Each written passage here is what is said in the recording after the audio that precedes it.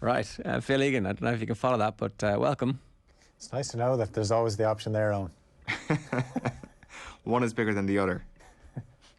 The Premier League is back, right? And it seems like people are kind of sleeping a little bit on this for the last 24 or 48 hours because the international football window was good and took over, despite what Michael Owen says, and took over everybody's thoughts. But luckily, Man United reminded us that all is well. The five-a-sides are competitive and good, and there's young kids coming up, and they're happy to at least stand beside, if not kick, established team members of the first team squad who aren't good enough to play international football anymore. So all is well at Manchester United, right? Yeah, and that's where United are at, that they have their first team players available in training because their form has been so bad they've been left out of their international teams. So it'll be interesting to see. Yeah, the international break, it's almost it's pressed pause on the Premier League, but you're going to realise quick enough on Saturday afternoon how quickly things can just slip back into the pandemonium, because United obviously are always one bad result away from a disaster. Obviously Chelsea are the first up on Saturday at 12:30 against Leicester. Then you've got the Liverpool-Arsenal game. You've also throw in Steven Gerrard's first game as Villa manager. Dean Smith gets Norwich up and running again, plays the team that actually got him the sack as Villa manager. And then Conte has his first Premier League home game as Spurs manager on Sunday. City in action on Sunday as well. I kind of expect City now to put the foot down. So yeah, it's the games are going to come thick and fast, obviously. And I think one thing that we're going to see over the weekend is just how things can move so quickly. Whether it's another managerial casualty who's on the brink. There's only 11 games gone. It seems like a lot longer in terms of there's been so much, but it's very hard to tell even this early in the season who's the real deal. I'm kind of looking at that Liverpool-Arsenal game to see how good are Arsenal. Obviously didn't start the season very well, but had a few injuries, had a 6 points off the top.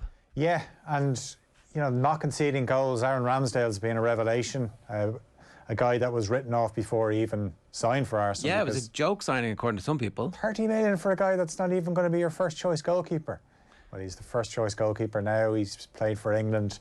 That save against Leicester is absolutely unbelievable. I know we were looking back at Gavin Bazuni's save against Luxembourg, but Ramsdale's is incredible as well. So this will be a really good test for them because they've struggled at Anfield in the last, especially since Klopp has taken over at Liverpool. They got smashed at Anfield every time. They have, and what tends to happen is they get pinned in and they just can't get out. So one thing Liverpool have shown this season, though, is they're not as watertight in midfield where there's gaps. So Arsenal could get chances, but it could be an absolute cracker. It's because it's a 5:30 game as well under the lights.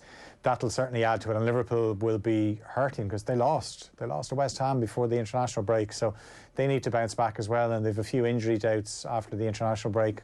Andy Robertson, looks like Henderson and Mane play, but they still are light in midfield, so that'll be one to watch. But Chelsea can go 6 points clear if they win that game against Leicester, and Leicester haven't been as good, but we know when they're good that they can cause anyone trouble. So Leicester are 12th, just because like we're still talking about the next Manchester United manager, and Brendan Rodgers is right there, and the job that he's done at Leicester has been so spectacular. He managed to take over a difficult scenario, win trophy, and continuously get them into European football, if not quite the Champions League. But this season they're actually genuinely struggling to reach the same levels that they were at. Yeah, they've been conceding too many goals, and Johnny Evans is back in now, but he was out injured for a while, and they obviously brought in Vestergaard from Southampton, who a lot of teams were looking at him for a while, but then as the games went on with Southampton, you could see that he does make quite a few errors. I wasn't impressed with him either at the Euros for Denmark. I thought,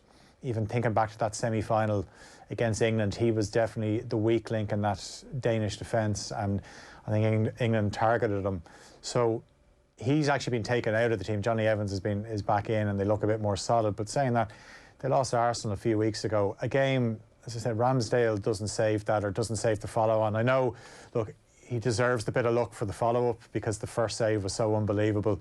And there was good footage of him actually talking to Ben Foster after Arsenal beat Watford. You know, Ben Foster obviously brings his GoPro, and you know, he's quite media savvy now, and he interviewed Ramsdale after the game, and they talked about that save, and he said, look, when you pull off that save, you deserved a little bit of luck in the follow-up. So if that had gone in and Leicester equalised and they go on to win, who knows? But yeah, they're not as impressive. I'm not really on board the whole Brendan Rodgers to Manchester United thing, because look, he's a better manager than Solskjaer and he would do a better job, but I don't think he's the man that's going to bring United back to where they want to be.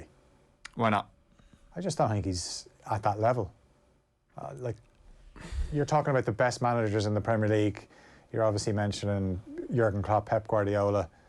Tuchel would be behind them, and then Rodgers would fall in around there somewhere. If you're Manchester United, you want the best. Unfortunately for United, I should include Conte. Conte actually would be in the conversation with the best. United didn't fancy him. No, it looked like they're genuinely interested in Zidane at the moment. They're trying to turn his head, even though I would love to see Zidane as the manager of Manchester United. I think that would be an excellent 18-month period in our lives where we get to talk about, is Zidane getting sacked this week? Is it they really made a bad decision here where they've gone for like another high-profile player whose tactical approach seems to be to let the players decide what's going to happen. And that worked when he was at Real Madrid because he had some of the best players in the world in their pomp. But right now it doesn't seem to be working for whatever reason. Look, my counterpoint to that about the Rodgers thing is there's not that much difference between the playing staff at the respective squads and the money that Rodgers would get if he was given it. He could impact by making changes to the point where they become a team that has a style of play that delivers results. So they're going to beat all the bad teams more often than not because of the difference in quality of player that they can afford. And then it comes down to whether or not he's happy enough to play on the break against Man City, Liverpool and Chelsea, and he probably would be, you know. Let's see what they did in the FA Cup final last year. But there's a word you mentioned there, Ger, Liverpool. Brendan Rodgers used to manage Liverpool. I think, we could say, oh, it's 2021, these things don't matter. They do. I'd be interested to hear the views of United fans. What do they think? Well, do they want to form? They're so broken now. They're so beaten. They're so unsure of themselves that it's like, well, I could talk myself into Brendan Rodgers if I had to. But they shouldn't have to do that, though. That's my point. That United should be aiming higher. I think Brendan Rodgers has done a really good job at Leicester. And as I said, I think he would improve Manchester United, but not to the level that they require. But when I say that they require, the owners haven't shown that they require that, because they seem to be quite happy to let this Solskjaer thing play out, whereas it should have been ended a long time ago. But they do give money to the managers, but then there was Conte right there, under their noses. Right there. Like, he would ruffle feathers, but that's exactly what they need, from the top to the playing staff to the coaching staff, everything. And they've just let him sail on by. And look, I don't know how far he can bring Tottenham in terms of being a title challenger. It seems unlikely. He'll certainly improve them, but I thought he was perfect for United. Yeah, like the thing is there a sense that when you're looking at the best available managers, then there's somewhere that you have Conte, you have Pep, and you have Klopp out of work. So, like, take the three of them out of the equation then. Like, is Rodgers not necessarily one of the best managers in the continent then at that point, once you take those three out? Like, you're looking at Roberto Martinez all of a sudden going, I mean, really? Is that going to be, am I getting into bed with Roberto Martinez? I'm not sure. He's just Brendan Rodgers with a Spanish accent. Like, because it's that ranking of managers has differed quite a lot now in the last couple of years. Like, Jose has left the building on that front. Like, and anyone that hires Jose deserves all the failures that they're going to get. So like, what you're getting, I suppose, like, and I guess this supports your point. You know what you're getting with Brendan Rodgers. You know you're getting maybe a top 10 manager, like in Europe, one of Europe's top 10 managers potentially, or you can get someone who will potentially break into that top 3 or break into that top 4 as one of the top managers in the world, which is probably what is exciting a lot of Manchester United fans about Ten Hag. Not necessarily with what he's done so far, but because they see potential in him and what he's done as, like, okay, this guy could become one of the great managers. Yeah, and look, he's done a really good job at Ajax, and you think of some of the players that they've lost, and they look even stronger this season in the Champions League. And you wonder, like obviously Tottenham were interested in him, but he signed a new contract with Ajax. You wonder how long it would take for him to implement his ideas at Manchester United, because Ajax don't lose many games. United, obviously, over the last few seasons have lost more than they should be losing now. Obviously, they finished second last season, but they were never really in the title challenge, even though they were top early January. But no one genuinely believed that they could win the league. If Ten Hag comes in and they have a few bad results, then patience runs thin very quickly. That's just the pressure of the job. It does, although they do have a track record of backing managers over a long period of time since Ferguson. They've given everybody, it seems like, more time. Maybe you could make a slight argument about Moyes. If Moyes had been given the opportunity to clear out the players quicker, who, I don't know, I mean, he did. Yeah, I think a problem Moyes had, though, is he just didn't talk the right game. And I know, like, it's only words, but they can be, you have to have the right noises coming out of what you say, and he lacked the self-confidence. Yeah, absolutely. And it's actually really refreshing to hear him now as the West Ham manager talking about, we can finish in the Champions League places, because that's where I thought he really let himself down as United manager. The reason he got the job was because Ferguson thought he was good enough to do it. So, something happened. Believe in yourself. Something did happen between him getting the job and actually taking the job and getting in there and just being overwhelmed by, that's Rooney and Rio and that group, and he couldn't just quite manage those first impressions as well are so key, and it sounds like he just didn't make the right impression with them from the start. I didn't think Carlo Ancelotti was that good at Everton, right? He had a good run at the start of the season, and he had a goal scorer who was scoring goals, but actually at the end his results weren't great. Would Carlo Ancelotti be the perfect Man United manager? Is that what we're talking about here, that there's just a weird super club thing where you've got to be able to talk crap to the board, make sure that the director of personnel is doing what you want to do, make sure that the superstar players are actually putting in at least a minimum of 70% effort all the time? Is that what they're like? Because I'd rather Brendan Rodgers than Ancelotti at this point. No, I would agree with you there, because Everton, pretty much the second half of last season, were awful to watch, and he might already have had an eye on another job, who knows.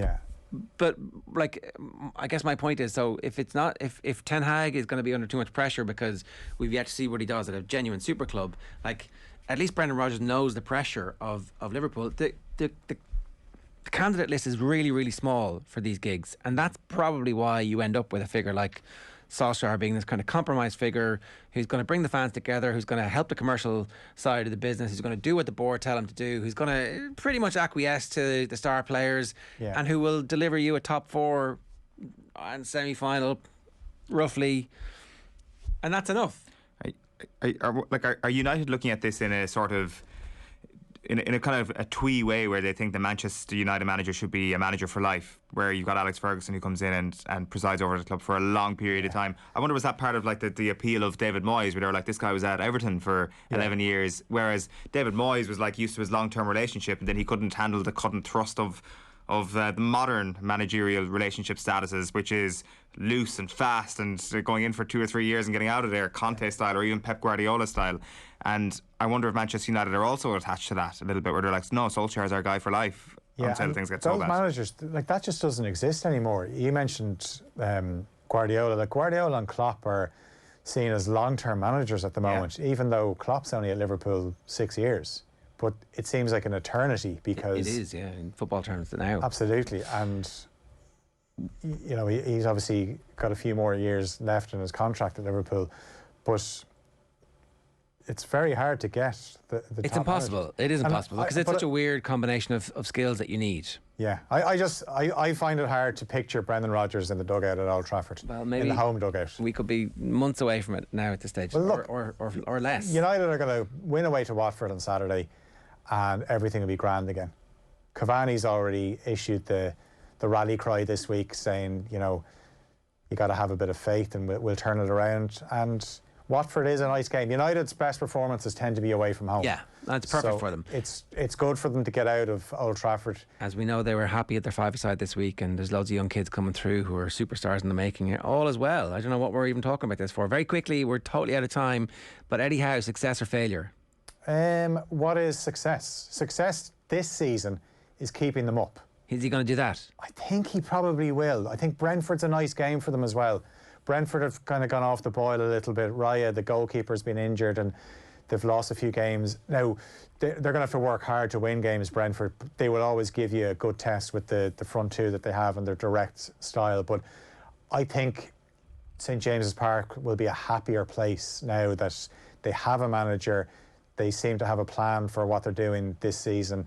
And surely they get in a few players in January and they should be okay. But I honestly, I don't say that with great confidence, though. I'm kind of almost like 50-50 on Yeah, very interesting to see who will sign for them, which clubs will do business with them, and how they can... The Newcastle tax. Exactly. How much is that going to be worth? So let's wait and see. And look, maybe Eddie Howe knows intimately the best places to get players, and his recruitment is going to be far superior Play Jeff Hendrick than it was when he was signing... Build the team around Jeff Hendrick. Jordan Ibe. Didn't he sign Jordan Ibe? He would have done, I suppose, because he played for Bournemouth in the Premier League and Yeah. was their manager in the Premier League for the entire thing. Right, Roy Mac